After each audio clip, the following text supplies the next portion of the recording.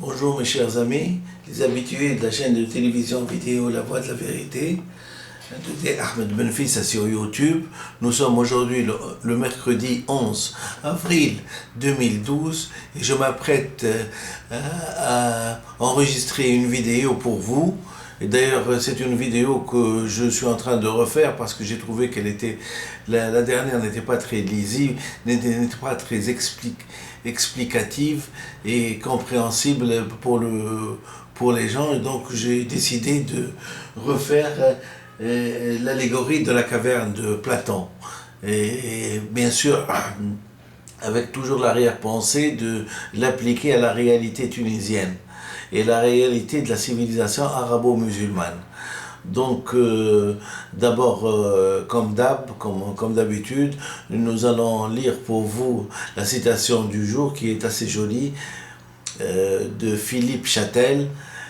Faites que le rêve dévore votre vie afin que la vie ne dévore pas votre rêve. Philippe Châtel, c'est assez profond. Et d'ailleurs, toutes les citations que Google a l'amabilité de nous passer sont toujours très bien, très savoureuses, du point de vue sens, bien sûr. Alors, je vais d'ores et déjà donc vous lire l'allégorie de la caverne de Platon.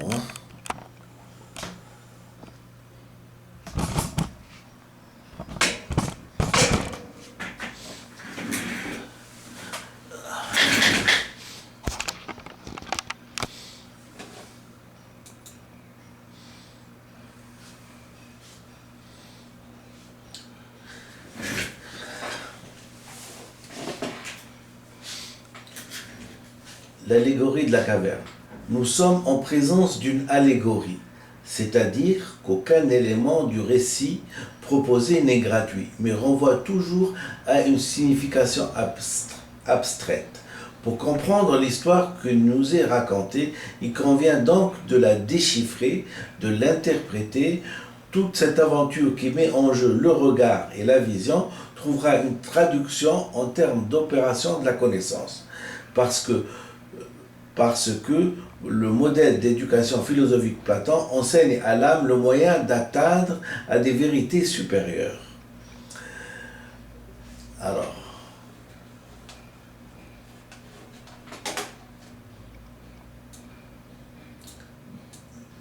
Socrate qui parle à son disciple, puisqu'on venait le voir pour divers mots et on venait l'interroger sur sa sagesse pour pouvoir s'imprégner de la même sagesse.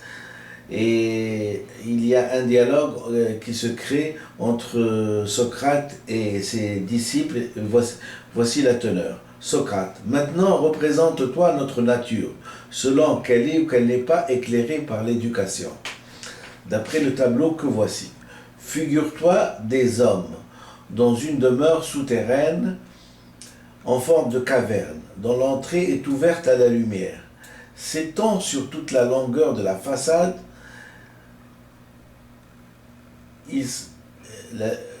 donc l'entrée est ouverte à la lumière qui s'étend sur toute la longueur de la façade.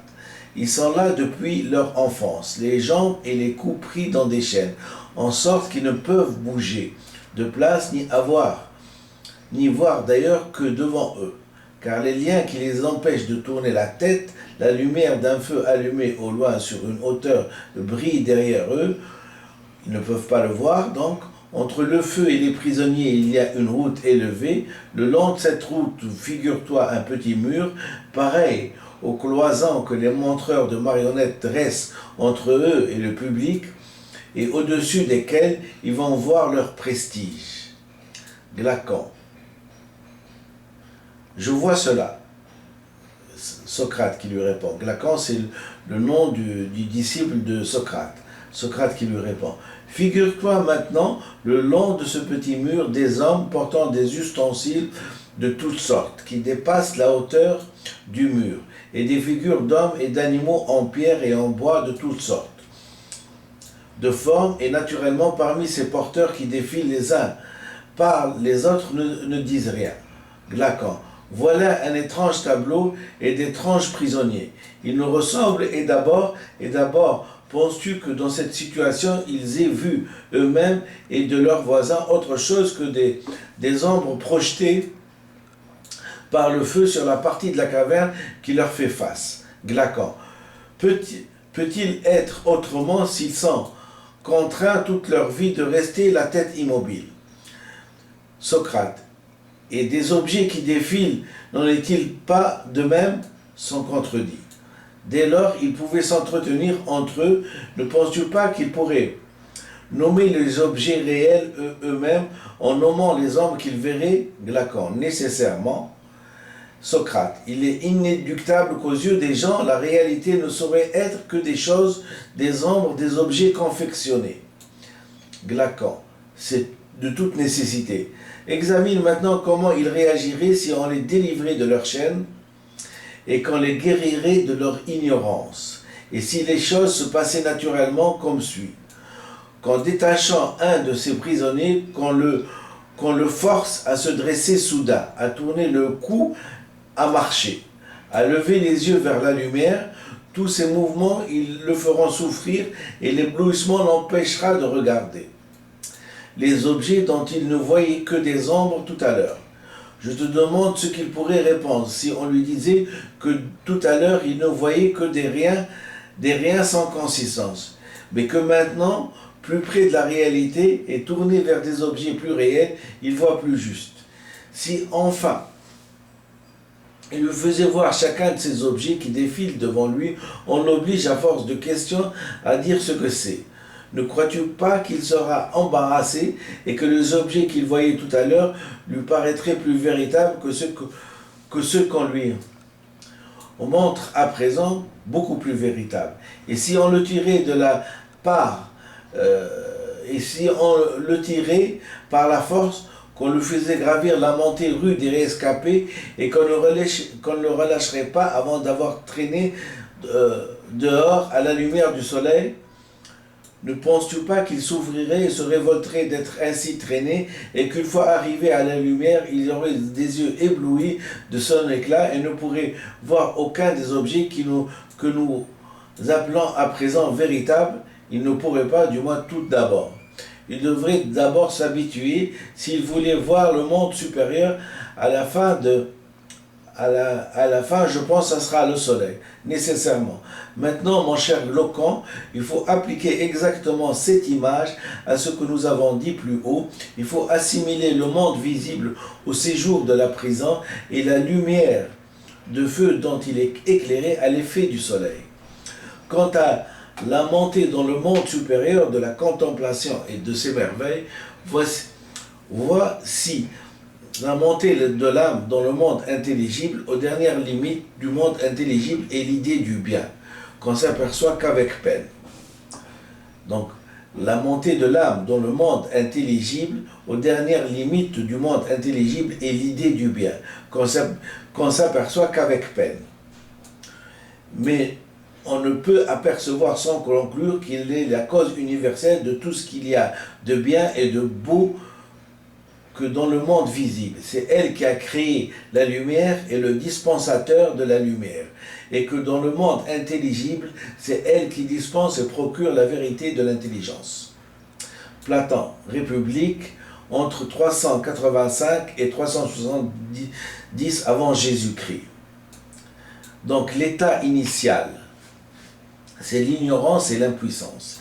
Il est d'abord bien à noter que dans la description de Platon, que tout est ces terrains, des prisonniers, des marionnettes, le feu, le chemin, le petit mur sont tous à des hauteurs différentes, bien sûr, dans la caverne, où la lumière du jour parvient à peine à filtrer. Platon décrit ici notre condition première, plongée dans le monde matériel et visible. Nous y voyons jamais que des reflets trompeurs, projetés par des manipulateurs, que l'habitude nous fait prendre pour la réalité même. Ce monde-là nous rend tous prisonniers des apparences. L'arrachement au sensible et la montée vers l'intelligible. L'âme douloureuse, contrainte par un éducateur à se délivrer de ses erreurs, reste d'abord hébétée et stupéfaite.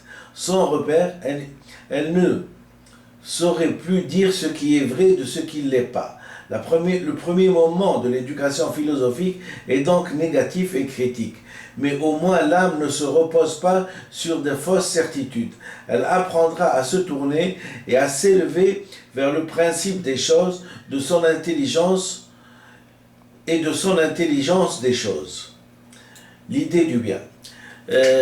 J'ai tenu à lire l'allégorie de Platon pour bien sûr la transposer à l'état actuel des choses.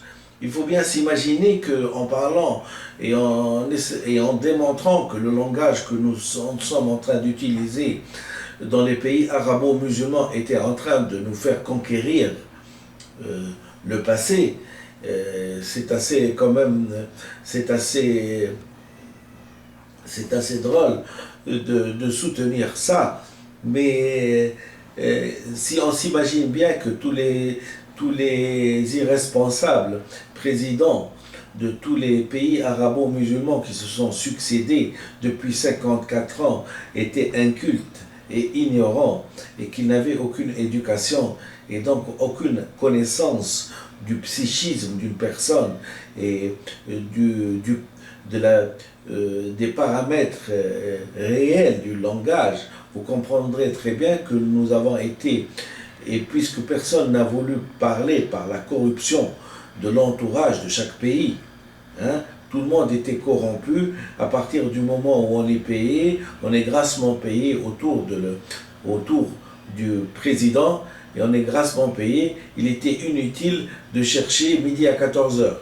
On avait son argent, que la population arabo-musulmane finisse par conquérir le passé et écrire à l'envers, personne ne voulait en parler. C'est un petit peu, bien sûr, c'est l'égoïsme de caractère criminel qui a été engendré par cette corruption, parce que quand on dit corruption, il y a toujours un corrupteur et un corrompu. Donc, si ce que je soutiens, c'est que le monde arabo-musulman était introduit, est exactement comme dans l'allégorie de la caverne de Platon. C'est-à-dire ils avaient des chaînes au cou et aux pieds. Et d'ailleurs, je vais vous montrer un petit peu, je vais vous montrer l'image pour que vous puissiez, puisque j'ai fait un petit croquis. Voilà. L'image de...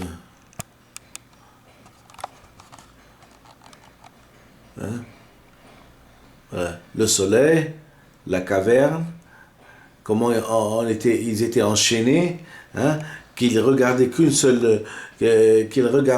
seule direction, le monde sensible, qui est un monde irréel, fait d'ombre, le monde sensible, c'est-à-dire on peut parler, mais si on est dans une mauvaise direction, le feu, le soleil, l'allégorie de la caverne, le monde intelligible. On n'est pas arrivé, les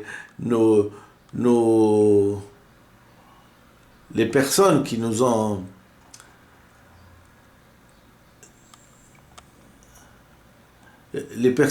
ont dirigés nous ont laissés dans le monde sensible et donc irréel, plein d'ombre.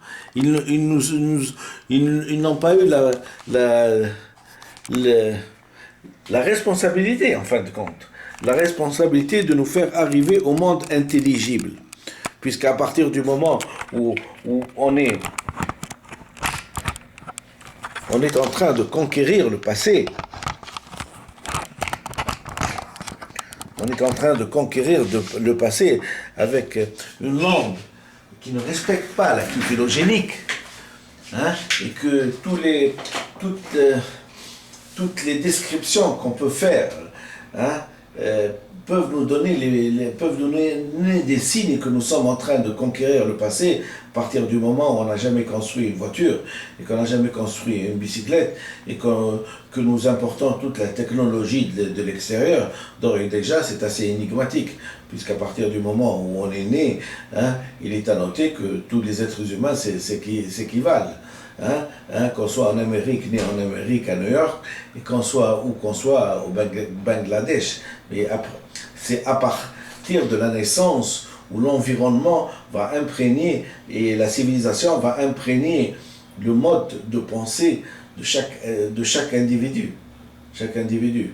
Alors, il y a des individus qui vont être imprégnés d'une civilisation qui évolue, qui est une superpuissance, et il y a un individu qui ont des problèmes de pain et d'alimentation. De conflits, d'attachement anachronique à la religion, anachronique, c'est-à-dire, bon, il est tout à fait légitime que chacun ait une religion, une foi et une conviction, mais qu'elle ne prenne pas toute la vie, qu'elle ne diffuse pas dans toute l'existence de quelqu'un. C'est-à-dire qu'il y a la culture. Il faut toujours se rappeler que la religion ne doit pas prendre les 24 heures sur 24 d'une personne. Et que même la religion, elle a des lieux, elle a un temps très défini dans les 24 heures, et c'est tout. C'est tout. Donc, pour revenir à l'allégorie de la caverne, il faut bien imaginer que toute une civilisation a été maintenue par des dictateurs qui ont imprégné un mode de pensée,